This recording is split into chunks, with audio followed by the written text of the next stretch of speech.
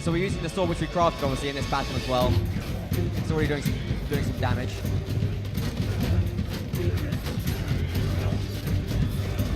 So the Vlandian Knight Charge is pretty strong, but we've managed to do a pretty good job of taking it down.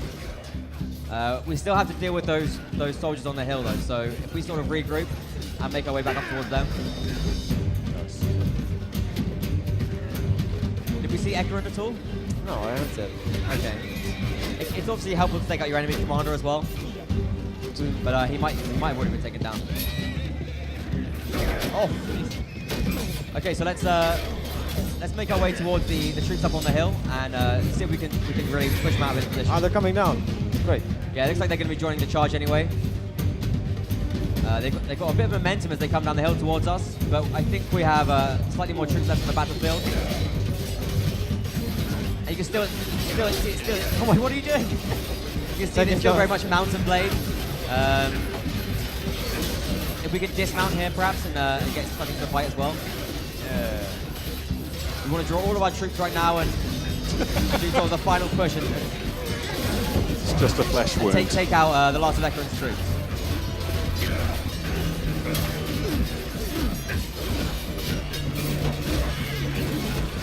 Yeah, I think we're just about getting the upper hand. There we go. Nice. I need this. Thank you. Oh. So it just pops up there, earning skill points and stuff. That's still, the whole RPG side is still there. You still got all your skills you can level up. Oh no! Oh! What happened? I got messed up. Okay. It's cool. A new feature in New Bannerlord. feature, yeah. So when we get taken out, Doesn't mean you're we no lost. longer forced to sort of go through the simulation. You can watch the rest of the fight. Although we now can't give any more orders, so we're reliant on our troops to take care of the rest of this fight. And we can of course finish it quickly and let the simulation play out, but we're also free to watch what's happening. We get some extra information as well if we bring up the tactical screen. We can see exactly how the battle's going. So currently we're just about winning. The majority of Ekerund's army is taken down. We can see how all our troops are doing there as well in terms of the kills they're getting, how many have ran away, how many have been wounded, killed. And the fact that we've been taken out will have an effect on their morale. Yeah, of course. Yeah. I think we're doing well enough to see it through though. We've got quite a few troops left. I think it's just a case of taking down the last few. Here we are, yeah. So the quality of our troops is enough to see us through the battle. And what are we doing now? And so, get what they signed up for. Okay, our archers, we pretty much used them rather awfully there, but at the same time, that's going to give us the opportunity to fight Ekerund a bit off his hill. Can we see him? Ekerund, yeah, we can try to take him out. That would be fun. Where is he? There we go. There he is. Let's try and track him down. Target is getting the maximum sword. Maximum sword, yeah. Maximum sword because Even maximum pain. So we see the fight is sort of broken out into full chaos now. Yeah, he's actually run the road straight through it and gone through the other side. Oh, did he? Yeah. he's out of there. There he is. There he is. Tactically passive, individually suicidal. Windward. he's really... He's doing alright actually. Yeah, okay. We just try and take him down. I totally lost him by the way. So we have like interesting other AI features here as well. So like the troops, if they are sort of they feel that they're being drawn too far away from their formation, they'll like run back into it and they'll feel like they need to self-preserve and kind of stay So alive. they won't just break up the formation for no reason. No, exactly. But obviously, if we send archers forward, they pretty much have to follow that command. And, Even if they are all going to they die. were like lambs to the slaughter, essentially. Okay, so we're doing pretty okay. I think the slight number of advantage we had and the troops that we had. Well, you spend your number advantage. Yeah, we did. But I think that's just about seeing us through. We have a 200 sword as well, so the shield's not much good. I think we're doing okay, are we? That arrow looks painful, I'm not gonna lie. Where's he gone? The Lord. Ah, here he is. No, that's not him. That's just a man. Ekerund might have been taken out. Actually, we can bring up the tactical screen and see exactly how things are going. Ekerund is he's still alive. Ekerund is still alive. Yeah. Oh my god! Wow. Obviously, we have like a tremendous amount of improved physics as well in the game. You know, it's a brand new engine, so we can do much more interesting things. We have like horses will sort of like push you to one side, even if they don't go over. You'll feel like the weight of various sort of tactical So I mentioned already, it's like action RPG strategy and simulation.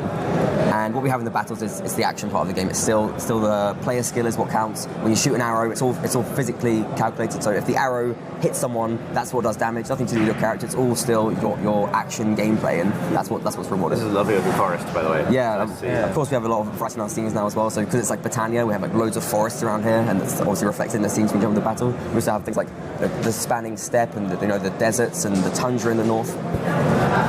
Nice. Absolutely lobotomizing. Okay, and so our companions doing pretty well. Actually, they've been taken out. Oh my god. Come on. Come on. I got it. Hold out.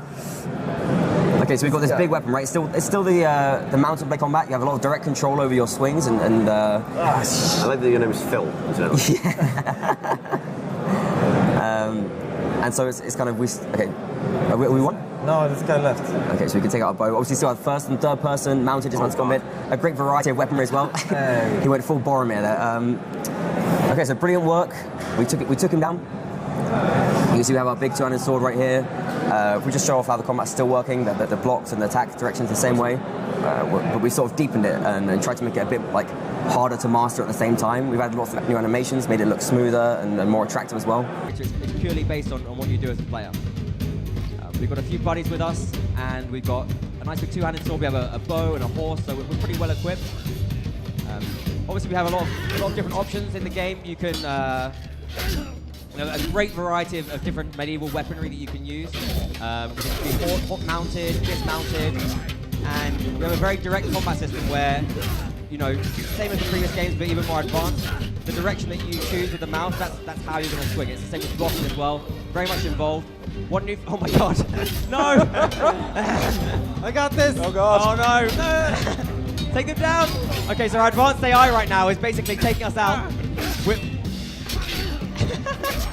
Well, one of our new features is that because we have this big two-handed sword, if we land it right, we can actually hit multiple opponents with one swing. We're getting butchered right now. Stop it. Okay. There you go. Yes. Oh, it's a massacre. Just about.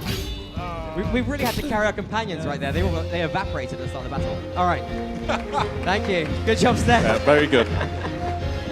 Okay, so before we move on, I mentioned we had the direct control, so it's still the blocking and attacking. We choose a direction, and it's very, very intuitive, but it's also very deep as well. We have players that have spent hundreds, thousands of hours even mastering and perfecting their abilities in the system.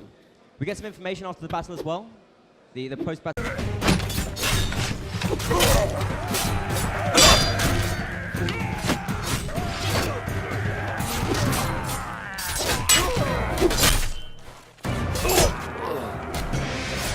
Let's take this part of the town from them. No. He didn't last long. Yeah, our companion's doing pretty well actually, I think. Nice. Oh, sweet. Good job. You really, really murdered those guys. They did much better than against the mountain bandits. Yeah. Hang on to it.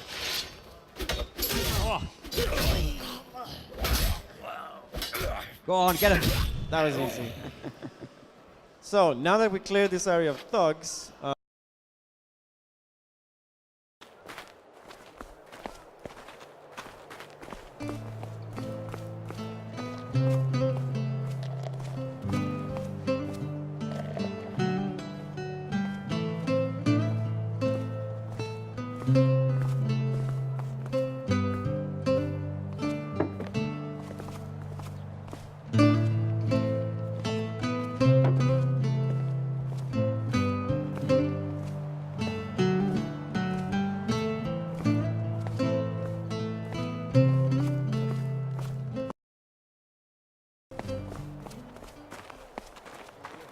parts of the cities as well.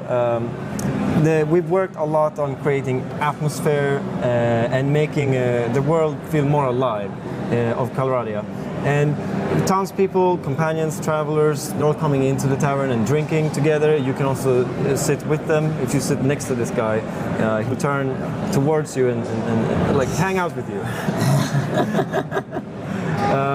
There's also, since this is a Battanian town, you will see Battanian architecture. People wear Battanian clothes. They play Battanian music, and you can even play a Battanian type board game, which we have. We have board games for all different cultures. 6 different board games. Yes, it's a way you can earn money. You can also play with lords while discussing politics. So we're gonna pick up our companion and our troops, and we're also gonna ask him to follow us because we're gonna need him in the town later. So this is sort of one of the ways that we're really adding to the things that you can do in towns as well. So we've made the towns much more bigger and more interesting, but there's also much more gameplay there as well. There's much more things to do. Yeah. So we're going to show you, as we walk through a town, one of the ways in which you can sort of are rewarded for exploring around different areas. So as we head out of the tavern, we find ourselves in the centre of this Battanian town of Dunglanis, and what we can do before we do anything else actually is we can ask him to run around and gather up all of our companions in the town. So he does that. He does that like live. He's going to go run and get them. They're going to start running He's back. One was just saying like a relay race. Yeah, exactly. And he's going to start heading around and picking up everyone else as well. But while he's doing that, we can walk around the town and take a look at the marketplace as well. If you have a look up there, you can see the castle. So obviously that's where the Lord is. We can go up there, speak to him. The verticality of it feels very different to. Yeah, it's a brand new engine. So graphically, obviously, the graphic fidelity is vastly improved over the previous game, and there's so much more detail and attention paid to the scenes, and you can really feel the culture with all of our immersive different features that we have, like so much of the music and all of this great feeling of being in a Battanian town that we have right now. This is the marketplace, and obviously you can go there, speak to the sellers, you can buy and sell goods, of course, yourself. These sellers are they're like the town sellers, right? So the profits that they make, a cut of those goes to the local lord. We also have private enterprise, and we're going to sort of talk a bit about that in a second as well. So that's like a new feature in the game. Is everyone with us? Yeah, they're all here. All guys. Okay, So brilliant. we're ready to show another new feature which we're very excited about as well. Highly player requested. It's crime. Yes. Oh, awesome. So let's sort of see how this works in the game. You wanna- a bit more of the more legitimate side of things in the private enterprise I mentioned before. So the shops that are inside buildings, these are privately owned, and they can be owned by. They could of course be owned by the local lord, but they could be owned by another lord, right, or a merchant or a player. One thing that we have been working on a lot and are still working on is atmosphere and detail in the cities and culture, of course. So companions, travelers, and normal townspeople, they can come into taverns and they drink and they hang out with each other. And this is an imperial city then. So you'll see imperial clothes, hairstyles, and architecture all around the place. Even the board games that we have in this tavern which you can play is specific to its culture, and the musician is playing imperial music. So each faction has their own cultural Yes. touchstones that are reflected within the live environments. Exactly, and it's also apparent on the battlefield in warfare, in different weapons and combat styles. So this is our companion. We can talk to him. We're gonna ask him to rejoin our party with the troops, and we're also gonna ask him to follow us around in town. Because we're going to need his support later. Okay, so we've got our army back now, but we're going to take a bit more of a look around the town and show you some of the ways in which you get rewarded for exploring, and some of the sort of gameplay features we have within the town in Bannerlord. All right. So, Stan, I'll take over. Yes. Okay, so as we head out the tavern, we find ourselves in the marketplace. We're going to take a little look around this scene, but first of all, we want to get our companion to gather up the rest of our friends in the town. So the guys that we were fighting with before, they're now walking around the town, doing their own thing, and this companion's going to go find them all, gather them, and bring them to our side, and sort of we'll form up our gang. You see, one of them has already found his way to us now. And that feeds into the economy, right? As you gather more troops, you've got to deal with the supplies and and support all the armies that come in. Yeah. We're now sort of having to feed them and pay their wages and all of that. This is the marketplace in this town. All of the scenes in the game are all unique. So every city has its own town area you can explore. And then they're all obviously culturally based as well. So there's a lot of variety. There's 6 different cultures in the game. You can explore all of them, from the desert to the tundra. And in the marketplace, of course, we can buy and sell goods directly from here. We can also do it from the menus, whatever you want to do as the player. Is there a benefit to picking up troops from different cultures? Do they interact in composition wise? Do they interact in interesting ways there? Yeah, of course. I mean, certain factions have different advantages. I mentioned before the Vlandian faction are enemies. They have particularly strong horsemen. The Empire faction that we're in right now, their advantage is diversity. So they sort of do a bit of everything. They have some good armor as well. They're a great faction to be a part of, especially if you like to experiment with different styles. Okay, so what we're going to show off now is... I'm waiting for my troops. Okay, we're waiting for the rest of our guys to show up. Companions. We only have 2. Some of them, they can be sometimes quite far away in the scene as well, but they'll get here soon. So is that in like real time? Is he literally running to where the troops are? Yeah, he's running and picking them all up. Okay, so what we have here, he's back himself now. Here he comes. Okay, so now we got a gang. So what we're going to show off now is, by heading into this back alley, is a new feature. It's a highly requested feature. It's something we're excited about really as well. It's crime. So I mentioned before that in the marketplace you have a variety of sellers. All the sellers you find in the marketplace, they're essentially, they represent the town. So all the profits that they make go to the local lord. We also have in Bannerlord private enterprise. So this could be owned by not necessarily the local lord, a different lord in the faction, a lord from a different faction. They could be owned by merchants, even the player as well. And so it's a more legitimate way of making money, right, in the game. It's a more legitimate enterprise than taking part in crime. There's lots of different enterprises you can take part in as well. This one happens to be a blacksmith.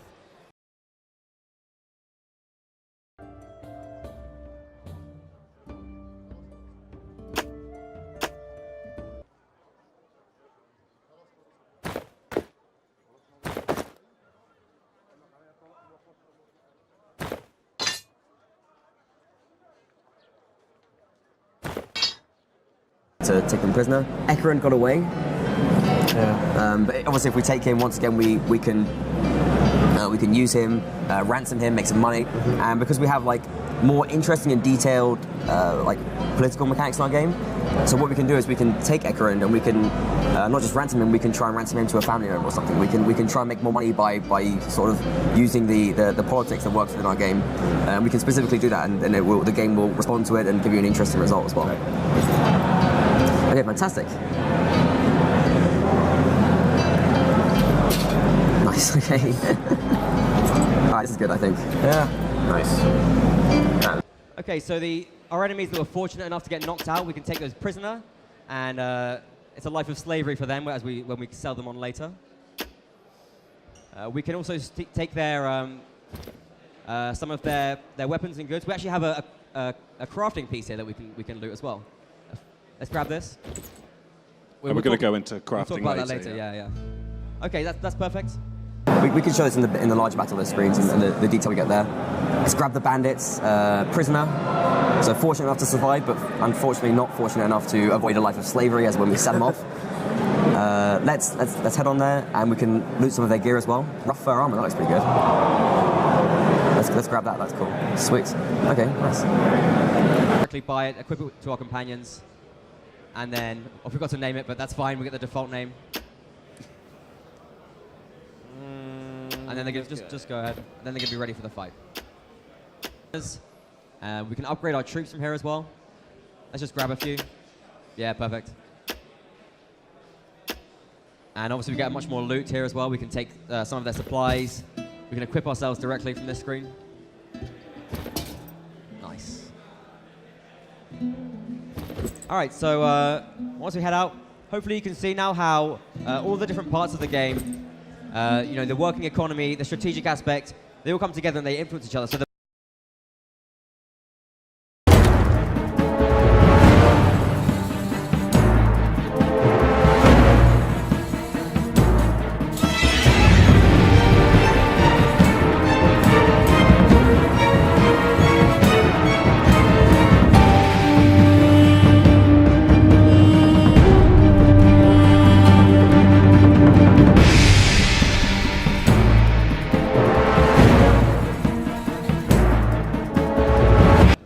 we showed this feature off before, but now what we're going to do for the first time ever is make a weapon live on stage, and we're going to take it to the battle and use it to Kill some Valandians. Cut up some Valandian scum, yeah. Yeah. So the way crafting works, it's very Mountain Blade. It's we can take any different part, blade, guard, handle, and pommel. Any part fits with any other part, and you're also rewarded for exploring the world with this as well. So, for instance, you might find in the Aserai Desert an interesting pommel that you like, take it with you, and when you head to the tundra in the north, find a blade, put that together and make your weapon. But it's not just visual either. Every single weapon has every single part, has physical properties, and so you can you can combine these together in a way which maximizes the different properties of the weapon, right? So you can pick parts which go for maximum reach, maybe high damage, speed, whatever you want to do, or just try and find a balance. In addition, you can scale all of these parts as well. You can scale any of these parts as well. So what you basically have is a system which allows you for a tremendous amount of variation. And just like with the visual face customization, it's a standardized system. So all of the melee weapons in the game also now use this system. It's not just the player weapon. Any weapon you find there is going to be made up of different parts. So what you might do is you might take a Lord prisoner, execute him, take his weapon, and then use that to kill his whole family as well. If you want to do that, you can totally do that within our game. It offers you that kind of freedom and depth. And we can also inspect it and take a good look at it in the inventory. Phil's nice. landing cutter. You see we're called Phil in the game as well. Want to make an axe? Let's too? make an axe as well, and we can give it to one of our companions. All right. Let's throw in a random. Okay. Another one. Okay, great. This This is perfect, yeah. I'm gonna just make it bigger. Okay, so we can... Get your income flowing. Because the blacksmith, of course, what we have here, it's crafting. This is a new feature. We showed this a little bit last year, but now we get to make a weapon live. What would you like us to make? We can show you a few different options here. We have this for all our melee weapons right now. This feature is lovely, and it's so mountain blade as well, because every part fits everywhere. We have different options we can randomize here and just see different swords. And the combinations we have is millions. Yeah, I mean, this blade and sword type presumably has a direct bearing on how those things play and what they're appropriate for. Yeah, of course. I mean, we can have any different kind of part, so it's like blade, handle, blade guard, handle, and pommel for the swords. And so like you can like any part fits with any different kind of part as well, so it's like fully customizable. And of course the different parts have their own physical properties, right? So we're making a rather sort of very Mountain Blade-esque sandbox calculation when it comes to it. We can sort of optimize things for reach, and we can sort of scale the blade up as well. We have like that other control. We can go for scale a bit. Yeah. We're gonna make a sword and we're gonna bring it into battle and kill some Vlandians. Yeah, okay. So what kind of weapons should we make? Can we make like a bastard sword? Yeah, two-handed sword. Yeah. 200. Or like a Yeah, that's cool. one Let's or go two. for it. Yeah. And so you can go for like reach, speed, or whatever, or you can just you can try and balance things out to get like the best of both I worlds. think it would only be appropriate to set every single slider to maximum. Yes. Okay, let's do that. Maximum sword. Maximum sword. sword. We can call it maximum sword as well. That's Alright, let's completely do it. possible. Okay, let's max everything we have. We have one more left. Yeah, that's awesome. Wait, this guy. Okay. So let's name it Maximum sword. And then we can, we're also going to take this with us in the battle. We can use it to fight, and it's, if we can type it out. Turkish keyboard.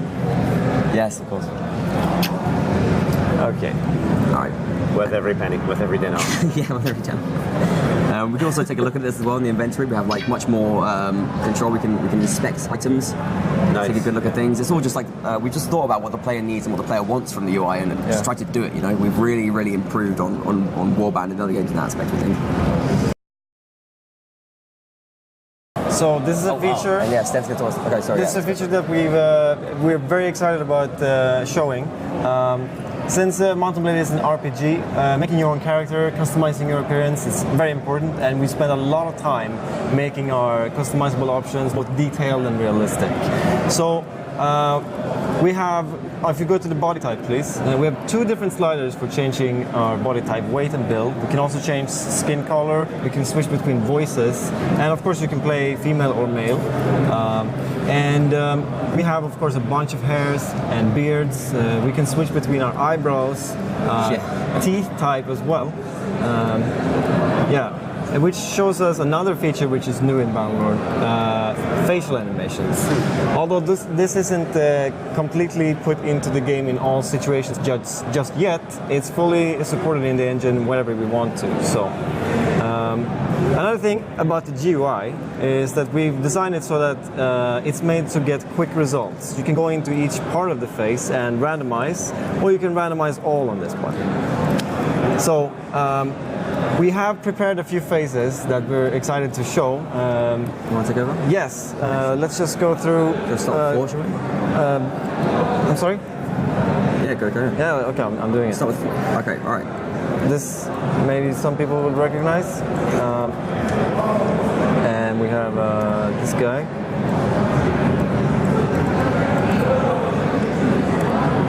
And this guy, most people would recognize, I think. It's the like the burlap sack pants that really make that one. So as you can see, the face customization tool is already very powerful, although this is a work in progress. And we're very much looking forward to see what our creative players can do with this as well. And we're going to make it very easy for players to share and save their creations between each other. Awesome. Yes. That's a hell of a jawline. We also have this guy. I will finish what you started. And so because this is like, this is the generic system that we use all of our characters in the game, right? It's not just the player character, all of the characters that we have in the game use this. So it's really important that we can sort of create this kind of diversity and have a really powerful tool that we can use to make interesting looking characters that the player sort of interacts with and remembers. So that's really been our goal with this, what we've been making as well. Another goal has also been making the entire workflow with this, giving the player complete and full control.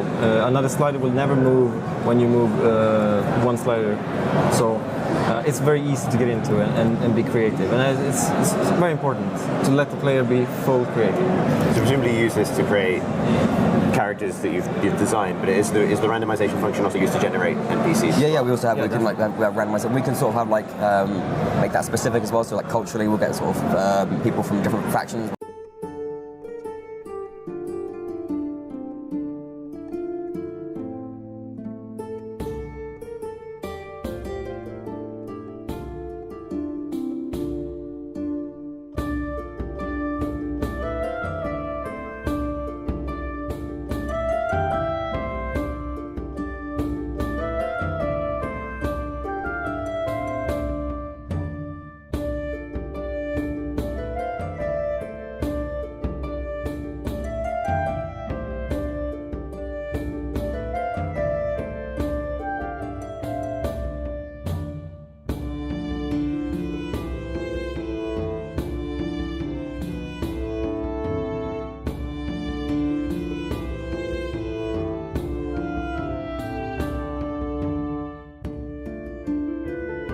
Feature that we're very excited about and have worked a lot on. It's a big part of role-playing to be able to change your character's appearance. So we've had really fun making our customizable options detailed and realistic. It's still a work in progress, but it's turning out just like we want it. And one of our goals have been to give the user absolute control, just like any other Mountain Blade feature. We have body type sliders, 2 of them, to change the body build and body weight. And we also have ability to change our skin color, age, and voice even, which is cool in multiplayer. And we also divided up the GUI. We designed it so that we can have quick results by randomizing all, and we can also go into specific parts of the face and randomize them on their own, which is very useful for creating, for example, unique eyes, so you get your eyes. So another thing that is completely new in Bannerlord is animations on the face. It's not fully implemented everywhere in the game yet, but it's all laid out in the engines, so we can support this in conversations and in battle, basically everywhere we want. Of course, we also allow every player to customize their character fully in multiplayer. So you will all have access to this tool, and this is the tool we use to create our unique characters in Bannerlord as well, and also our generated characters. So to demonstrate a little bit of the power we have in this character customization in Bannerlord so far, I prepared a few faces, and let's go through them. Maybe you can recognize one of them. And this guy.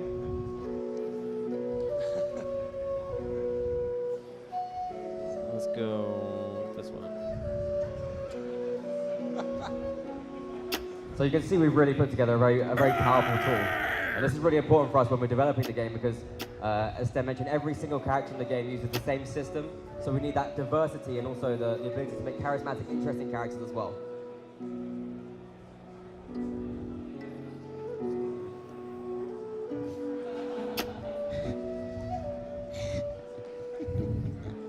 Obviously, the animation, again, since it's a generic system, we can animate all the characters in our game, and that's the benefit of using a standardized system for all the characters as well.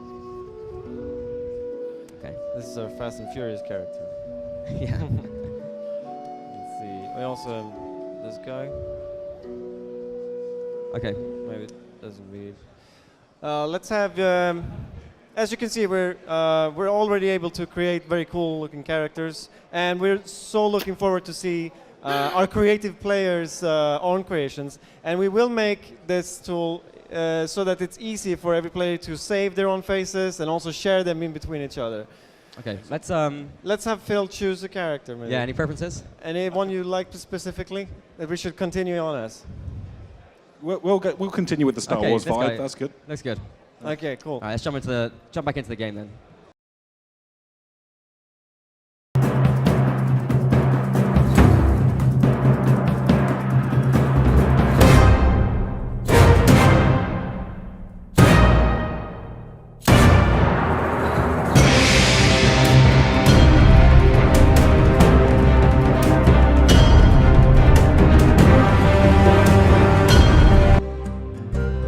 As you may already know, we use our own in-house engine for developing our games.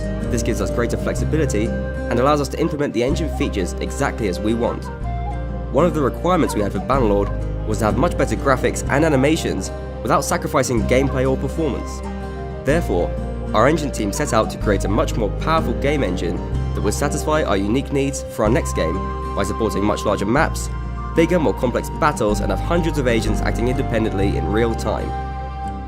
In the editor, terrain elevation can be generated randomly or imported from a height map image. Likewise, materials can be imported directly into the editor, as you can see right now. As the various terrain types are imported, the layers of snow, rock, grass and earth come together to make a realistic environment, which has been prepared using a standard format. The terrain can also be sculpted and repainted from inside the engine. And here's the result: around 225 kilometers squared of mountainous terrain, much larger than any area in our previous games. We can also adjust the water level from inside the editor, tweak its opacity and color, with the result immediately visible. This makes it easy to tweak and adjust on the fly. As mentioned in our previous blogs, we have a tremendous amount of control over the atmosphere, with standard variables like fog density and color, wind, sun color, strength and position, as well as advanced features like Rayleigh scattering, Mie particle size, and post-FX options. The editor itself is a fully customizable professional tool.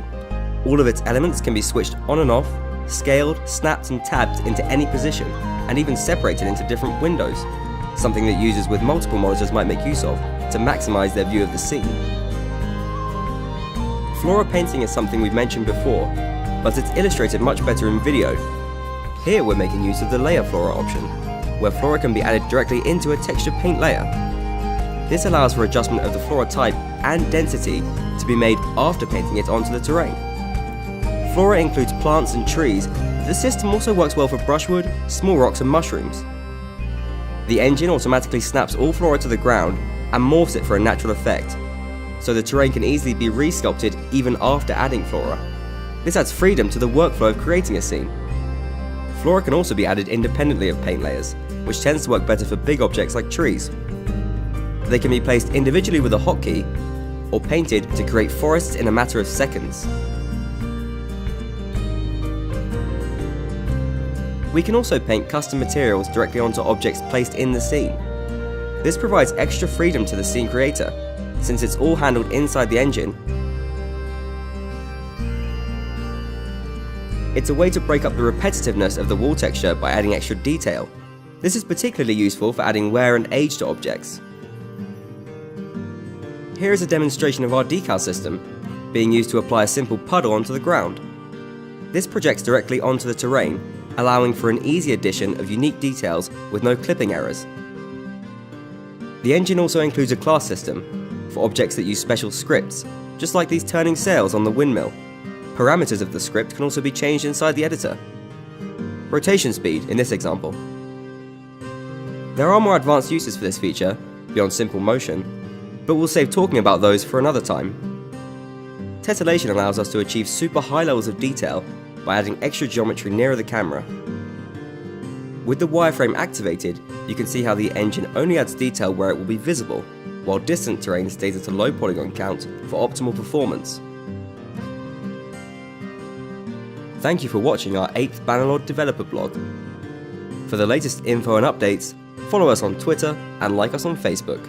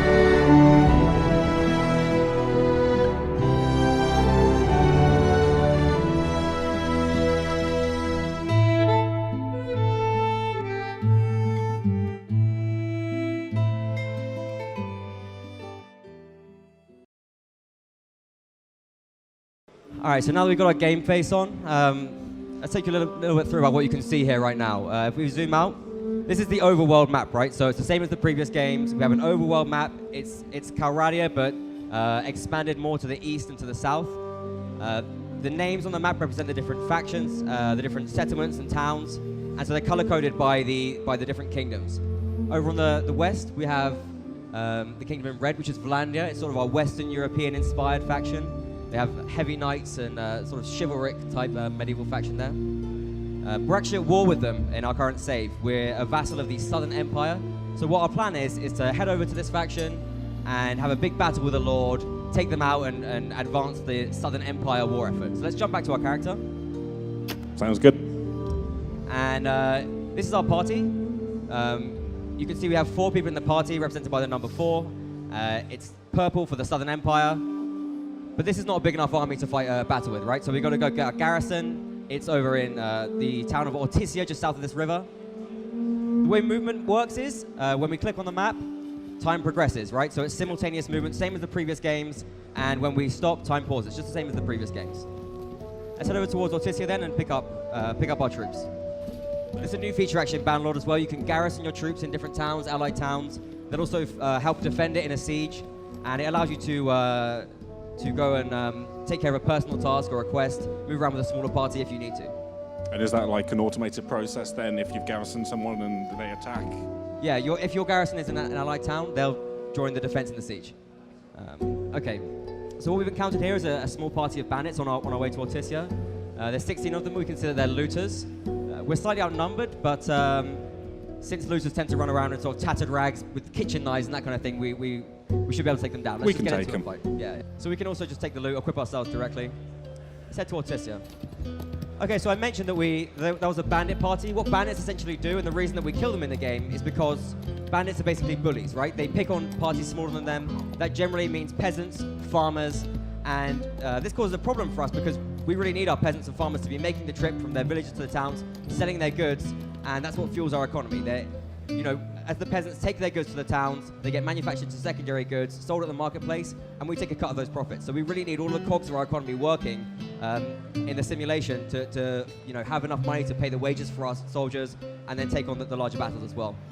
Yeah, it's a fully dynamic process, right? So even if something's interrupted while you're not around, while you're doing something out, that will have an effect on the world. Exactly, and the sort of the brilliant thing about this is as well, you can use this to your advantage, right? You can, if you don't like an enemy lord, you can go and harass.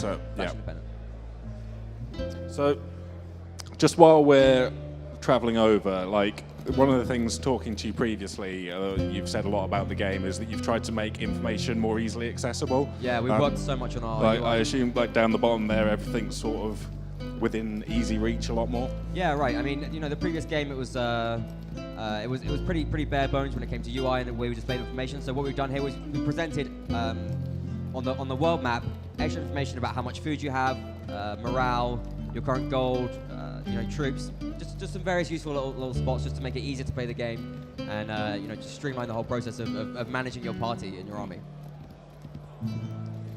So now that we head towards Valandia, we're actually gonna fight this guy Ekerend, who's guarding the border. Go ahead. Yeah, you should wait until morning. Okay, go for it. So we're going to take you through now a sort of larger battle and show you the ways in which we've improved them from the previous games.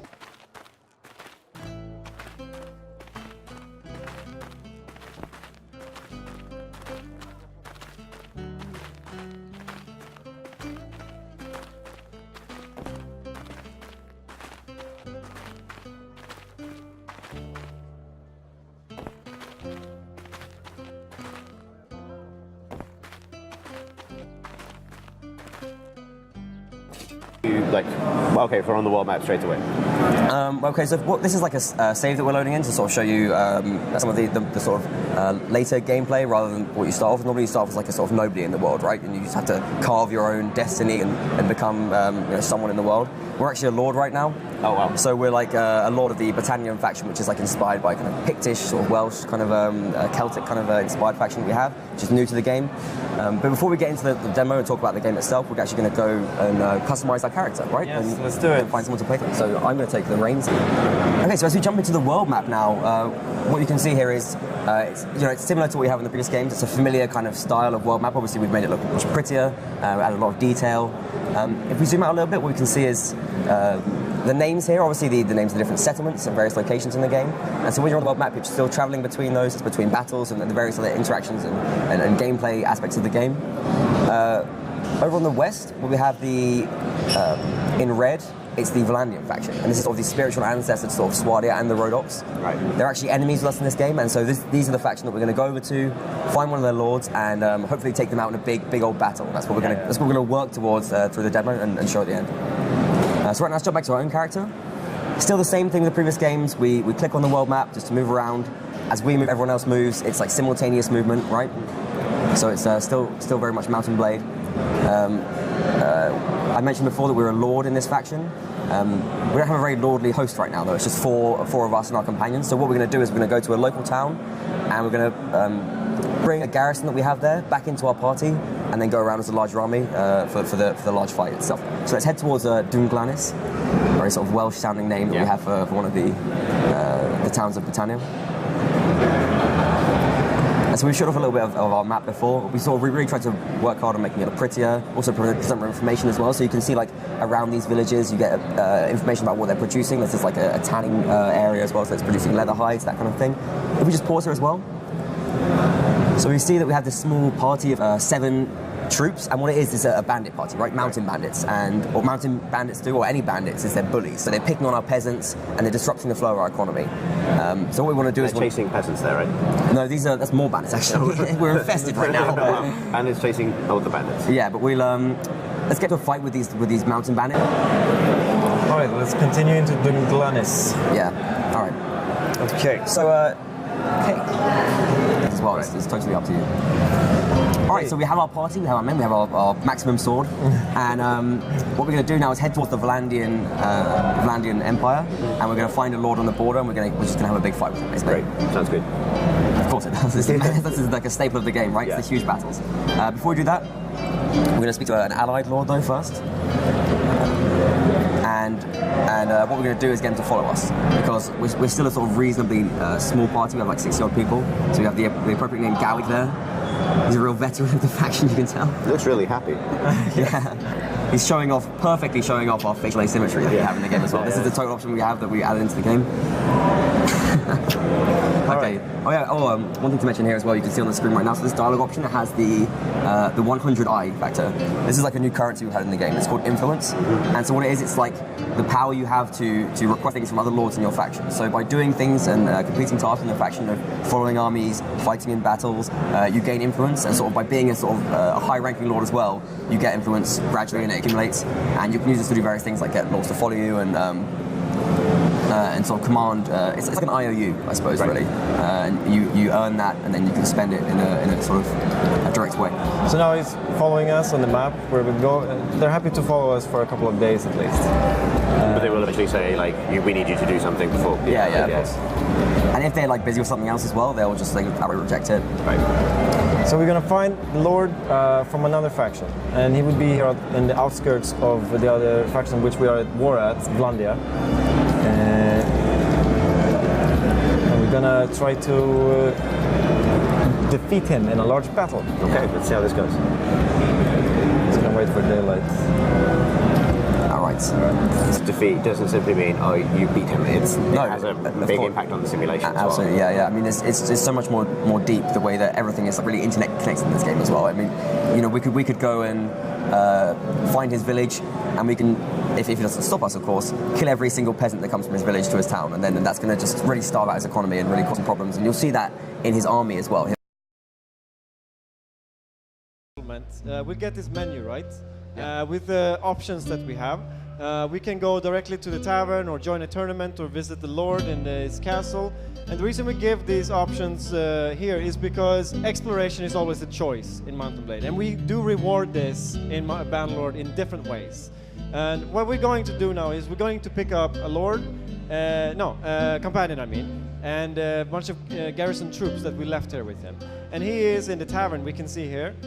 We also see a bunch of other information about the city, its walls, its garrison, and we're gonna enter the tavern, and then we're gonna talk to him. We're gonna ask him to rejoin our party with the troops, and we're also gonna ask him to follow us around in town, because we're gonna need his support later. Okay. First of all, we want to get our companion to gather up the rest of our friends in the town. So the guys that we were fighting with before, as well, it's crime, and Sten's gonna talk us through this a little bit. So we see here that we're confronted by a group of thugs. What they've done here is that they've taken over this alley, and they're running some sort of criminal activity here. And we're not gonna take any back talk from them, so we're gonna, what we can do is we can beat them up and make sure Ability to do so as well. Okay, so we're gonna threaten them and get straight into this fight. We have to place one of our own companions here to guard it from other criminal activity to arise. And we can also, if we place the right kind, so this can of course cause a strain in our relationship, but we're gonna do it anyway. Because this is a blacksmith, what we can do is we can craft weapons here as well. So this guy Nifon, he's another lord in the same faction. We can get him to follow us, and before we do that, you can see in this dialogue option here we have a hint of our new feature, which is called influence. How this works is basically a new currency on the game in addition to money and relation. What we can do is we can spend influence to get this guy to follow us, and it's a bit of like an IOU, right? So we can gain influence by doing work for our faction, spend it, and we can get some sort of command and get people to follow us and do various other tasks and requests like that. Okay, let's grab him and head towards Vlandia. So it's really important for us to work a lot on it and improve it as much as we possibly can. So Ekron is going to give us a fairly hostile response because we're at war with him. But he's not necessarily going to attack us on sight. You know, he might feel a bit threatened. We actually outnumber him slightly here. Although he's a bit of a tough old guy, so we might still have a bit of a fight on our hands. Let's just deliver our terms and get straight to the fight. Okay, so we showed you before the pre-battle screen. What we get here is a bit of extra information about the parties involved. We can see Ekron, and obviously when you have some larger battles, you can have multiple, dozens of sort of lords on either side, and get the sort of much bigger fights occurring. This again. Cordelos, take care of this, will ya? Step aside, mate. Look, mate. We don't hand over horses to every beggar in the street who claims there's a staller. No gut packing, or I'll leave you rolling in the same gutter I left your friend. That's it, mate. Draw your blade. I'm taking you down.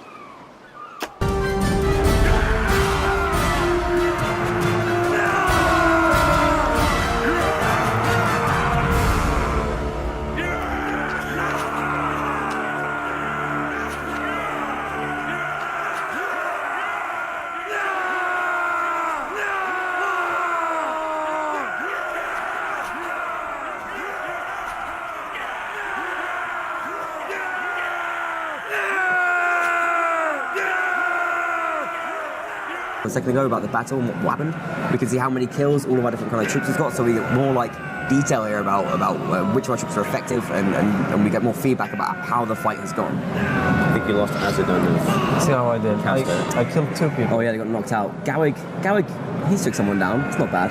Good old Gawig. Who did well? Like that one trained infantry killed 17 people. Our battalion footmen were very... No, this is like that's the old troop. That's Okay, all it was like one guy. Holy hell.